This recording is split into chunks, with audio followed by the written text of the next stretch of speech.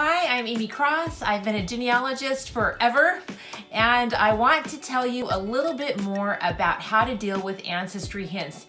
And I'm going to be using the Ancestry platform, but a lot of the information that I'm going to provide would really apply to any of the other large platforms like MyHeritage, familysearch, Find My Past, stuff like that. I had a viewer actually ask me about giving you more details on how to deal with the hints and the alternate facts and stuff like that. And I thought, you know what? I can do that really quickly and it will help him and hopefully some of you as well. So let's get started. All right, so this is my teaching tree and it's not complete. I leave it kind of messed up because it gives me the opportunity to show some things, and I'm gonna do that with hints right now. So this is my great-grandfather, George E. Paston. And I'm gonna go to his hints. He has 10 hints available right now, and I've only attached one census record to him. Frank, my viewer, had asked me about when you're looking at these hints, what happens if you do certain things. So let's show you what we've got here. So here we have him in the 1920 census. I'm going to review that hint, and it's gonna pop it up here. Now, some of the things that Frank was asking me about are a lot harder to do if you accept the hint right here. There's less things that you can do, but I'm going to kind of show you both ways. So I'm going to just say yes down here, and then it shows me the record details and it shows me the tree details. And one of the important buttons is this little edit all button up here. That gives me the opportunity to do a little bit more with accepting this hint. So I'm going to click on that. And then that shows me other information and I can go in and change it here. Now, if I take it away again, I'll see more facts closer together. So I'm going to edit all again. And we see that if I click here, this means that I'm going to take this information and put it in my tree. So if I click here, it says, instead of being George E. Paston, it will just be George Paston. It will cite the source. Now, if I click here, I can save it as an alternate, which means that I'll have both his name and then this other name. So I'm going to go ahead and do that. I'm going to save this as an alternate, and then I'll show you what it will do in his tree. Again, here I have his birth at about 1858 in England. The old one was about 1870 in England. This adds a new fact that he arrived in the United States in 1895. And by having this edit button here, let me show you, if I close this, that 1895, that's all I can see right here.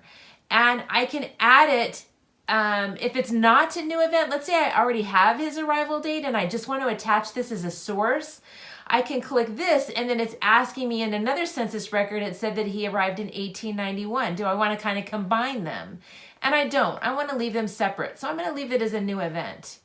Now, if I go back up to this edit all button, I can add in the place that he arrived in if I knew that information, but I don't. So I'm just going to leave this right now.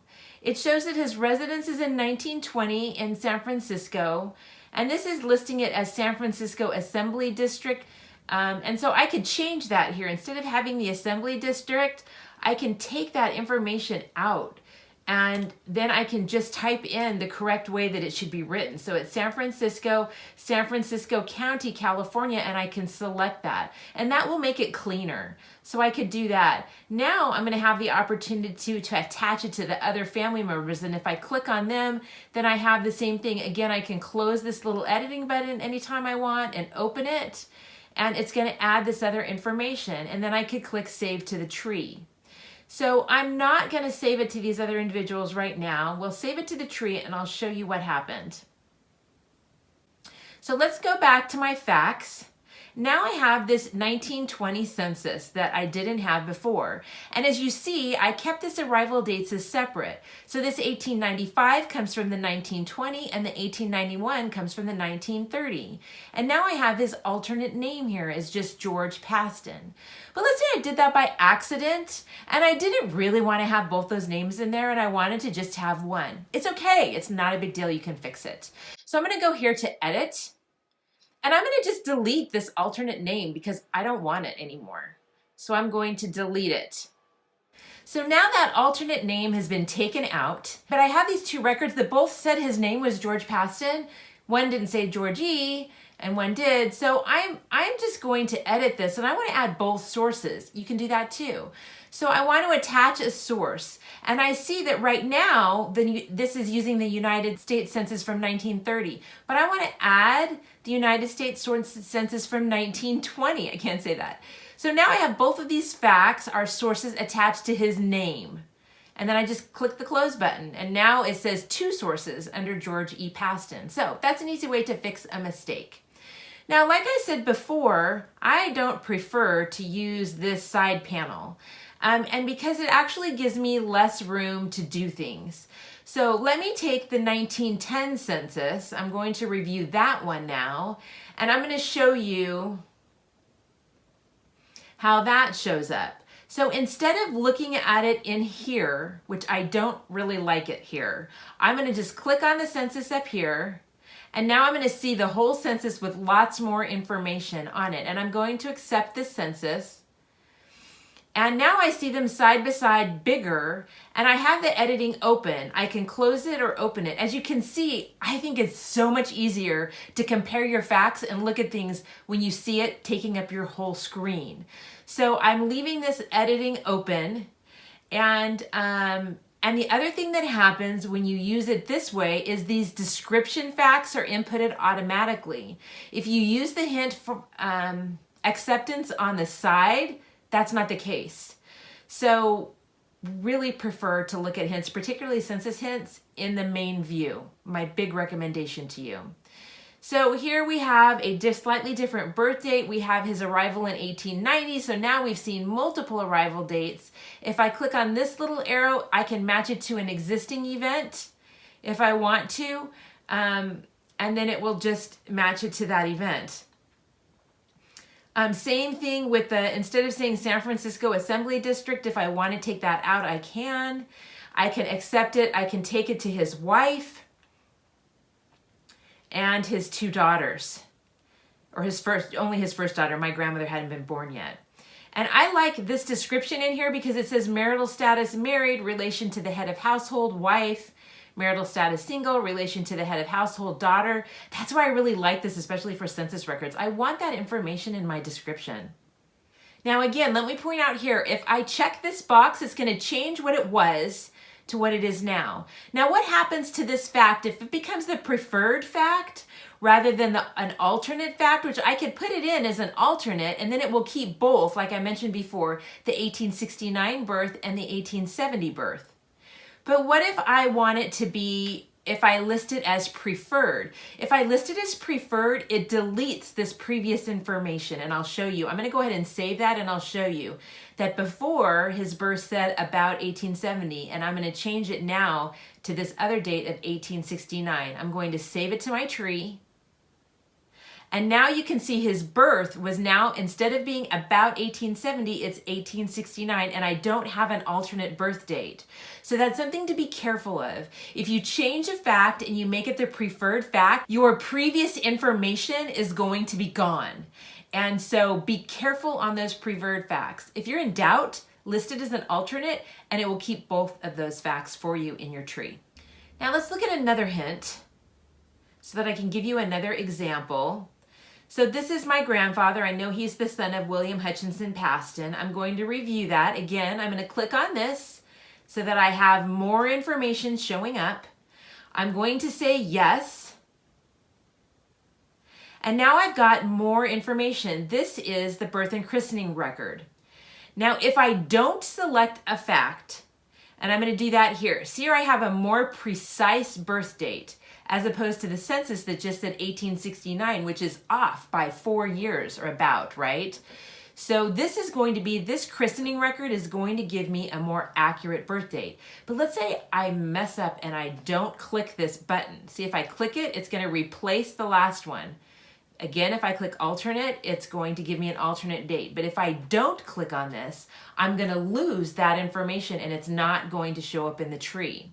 Also, if I don't click on his parents, they are not in the tree. So I want to use, and I want to have his parents in his tree with this fact. So, and I'm going to show you how that works. So I'm going to click both of his parents, and now I've added a new person to the tree, but I'm not going to select this birth date. And I'm going to save it to my tree. So now what's going to happen is I have this birth date and I have this listed as a source, but I don't have the date that came from the source. So that's a problem. And I want to show you how to fix that. So I could either look at the source and see this birth date, and I could like copy it if I wanted to, and then paste it in, and I could put it in here, and I could paste the new date, the date that I copied in, and do it that way. Or I'm going to cancel that, or I could kind of redo the record. And let me show you how that works. Go to View Record and then save it to an individual. Now it's not going to come up with George Paston because it's already saved to George Paston, but you're kind of resaving it. So I'm going to save it to someone in my tree. And now I have my tree pop up. If the tree that you're working in doesn't pop up, if you click this little arrow, it will show you all of your trees. I can't do that because I have some private client trees that will show up, so I'm not going to do that. But if your correct tree isn't showing up, click this arrow and you can select the correct tree and then type the name of the individual. So I'm typing George Paston. And now I click Attach.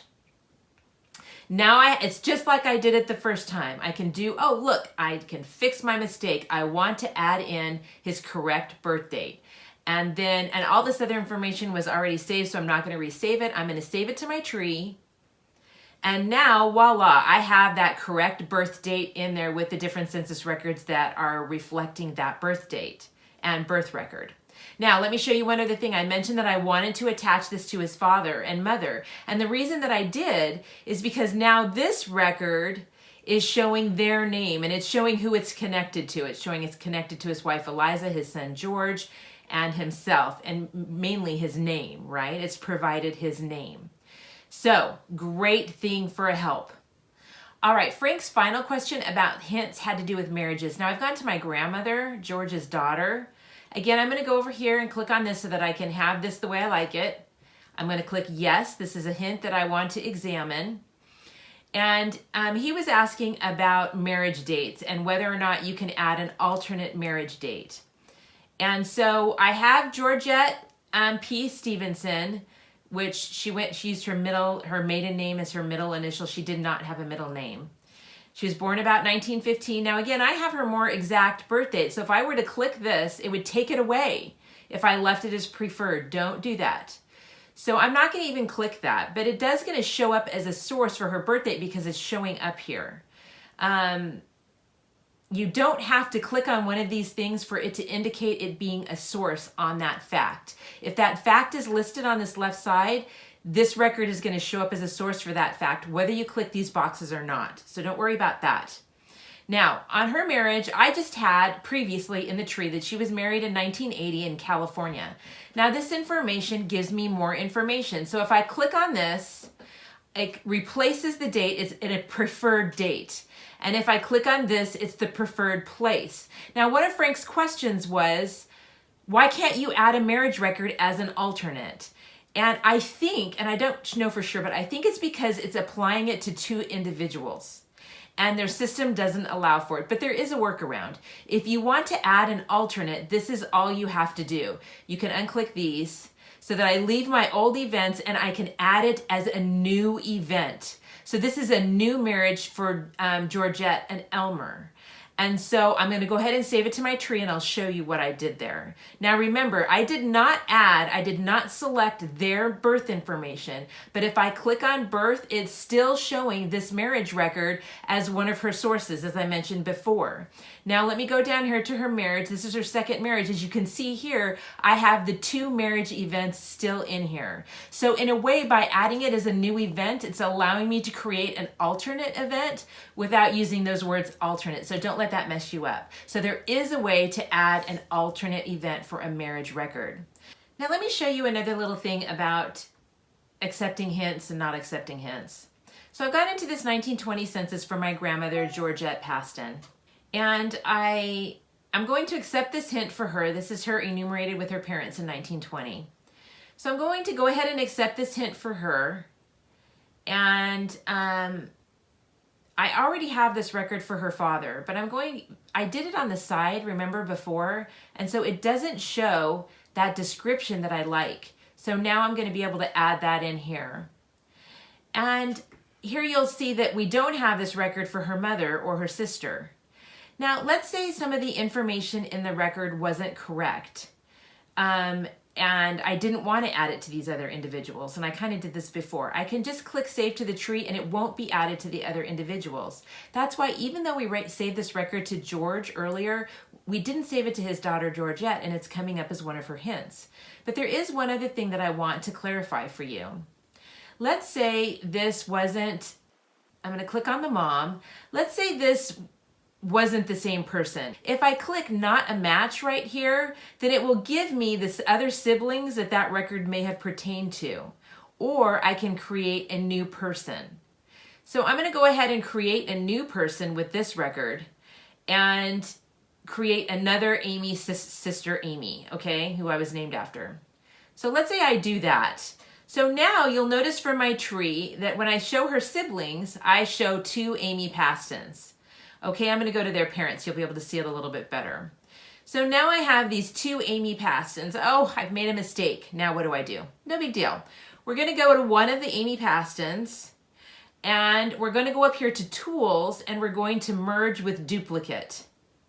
And it automatically shows you who they think is the duplicate that you may be wanting to merge with. If your person doesn't show up, you can start typing their name down here. But in this case, it shows up. So here we have this Aimee Paston has 2 sources. This one has, her birth has 2 sources. So I'm going to merge these 2 individuals. I know that they're the same people. I just made a mistake. So now look, voila, I've merged those individuals. And now when I click on George Paston, it just shows their 2 children, Aimee and Georgette. But that functionality, that ability to say, no, this isn't the right person that it's linked to, and particularly a census record, is really helpful because sometimes in large families, it misappropriates the name of a child to somebody else. And sometimes I'm just not positive that they are the same people, so I'll keep them both in there like I just kind of did with Aimee. I'll add it as a new person, then I can work it out later. So I hope this has been of help to you. I hope that this helps you more understand how to import that hint information correctly into your tree, a couple of workarounds, and a couple of ways to fix mistakes that we all inevitably make occasionally. Please click and like if this video has been of help to you. I really appreciate the support of the channel. There's some other videos that are popping up now that are things that you can see on my channel that may be of help to you. And if you click on my face right over there, you'll subscribe. Please do so. And click on that bell. That will notify you of when I have a new video that's been uploaded to the channel. Thanks and have a great day.